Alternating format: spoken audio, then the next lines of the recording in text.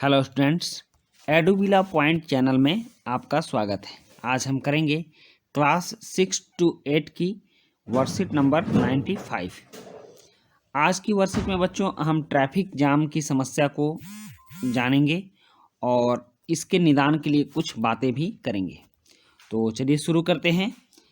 Traffic या यातायात जाम अब बड़े शहरों की बड़ी समस्या बन चुका है। सड़कों पर बढ़ती गाड़ियों की लंबी कतार लोगों की सेहत पर खतरनाक तरीके से प्रभाव डाल रही है।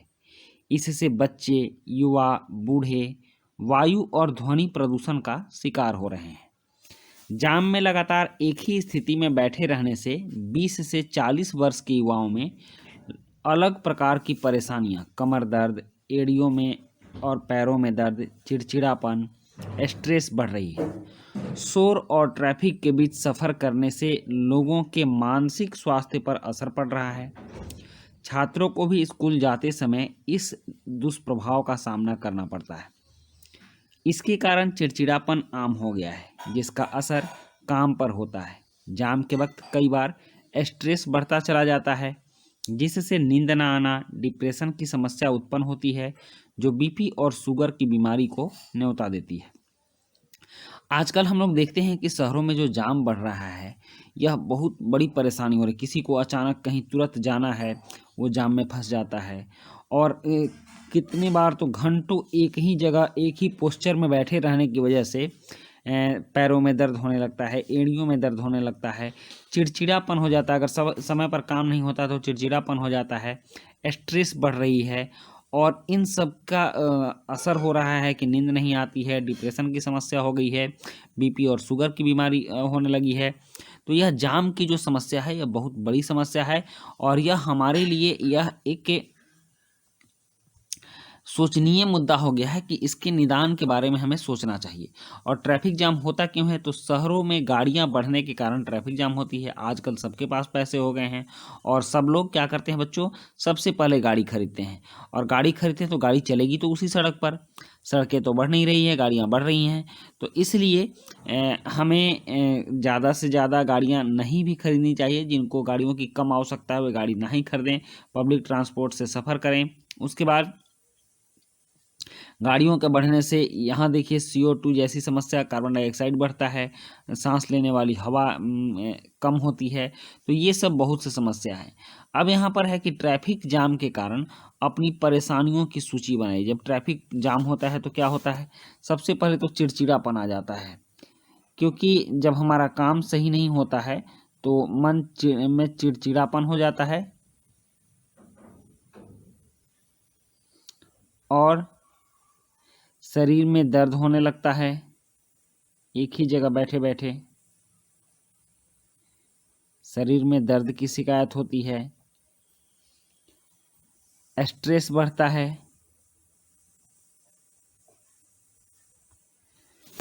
इसकी वजह से नींद ना आने की बीमारी हो जाती है। नींद ना आना,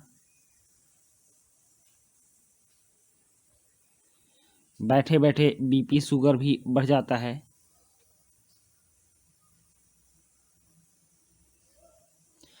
तो ये सभी बहुत सारी परेशानियां जो हैं, समय पर काम नहीं होता है।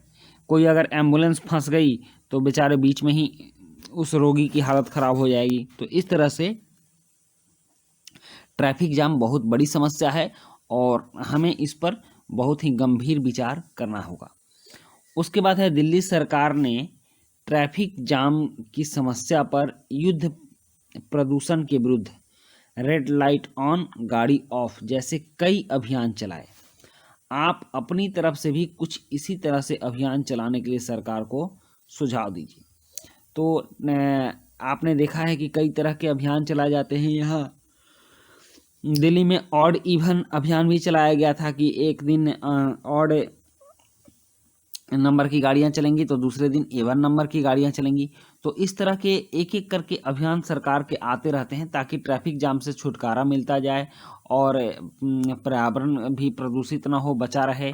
जैसे कि आप गाड़ी को ऑफ कर दीजिए, अगर रेड लाइट ऑफ होता है तो बिना मतलब के गाड़ी को सड़क पर ना दौड़ाएं और ज़रूरत पड़े तो गाड़ी को साझा भी करें। अगर एक ही ऑफिस में अगल बगल के 2 पड़ोसियों को जाना है तो एक ही गाड़ी से जाएं, या फिर एक ही तरफ घर के 4 सदस्यों को ऑफिस पर जाना है तो उसके लिए 4 गाड़ियां ना रखें, एक ही गाड़ी रखें। और जितना ज़्यादा हो सके आप पब्लिक ट्रांसपोर्ट का सुविधा लें, क्योंकि इससे आपको अपनी गाड़ी नहीं निकालनी पड़ेगी। अगर आप दिल्ली में हैं तो मेट्रो से यात्रा कीजिए, मेट्रो की यात्रा काफ़ी आसान भी है। तो इस तरह से आप प्रदूषण को कम करने में सरकार की मदद कर सकते हो। तो यहाँ आपको एक नारा देना है, जैसे कि यहाँ है कि युद्ध है प्रदूषण के विरुद्ध और रेड लाइट ऑन गाड़ी ऑफ। तो आप कोई नारा खोज लीजिए, सर्च कीजिए और उस तरह से आप कोई नारा दीजिए। तो आपके लिए नारा हो सकता है साइकिल की ओर लौटो या लौटो साइकिल की ओर, क्योंकि अगर ऐसा नारा देंगे तो जिनको लौटो साइकिल की ओर, अब जिनको थोड़ी दूर की यात्रा करनी होगी वो गाड़ियों से नहीं जाएंगे, वो अपने साइकिल से चलें। इससे क्या होगा कि प्रदूषण की समस्या समाप्त हो जाएगी। लौटो साइकिल की ओर ऐसा नारा दे सकते हैं, ठीक ना। या फिर गाड़ियों को साझा करें। अगर एक ही ऑफिस में अगल बगल के 2 व्यक्तियों को जाना है तो आप एक दूसरे की गाड़ी को साझा कर सकते हो और ऐसा करने से प्रदूषण की समस्या कम होगी, जाम की समस्या कम होगी, सड़क पर गाड़ियां कम आएंगी। उसके बाद यहाँ है कि ट्रैफिक जाम तथा उसके दुष्प्रभाव से बचने के कुछ तरीके नीचे दिए जा रहे हैं, उसमें आप भी अपने सुझाव को जोड़िए। जैसे कार पूलिंग से शरीर को आराम दिया जा सकता है।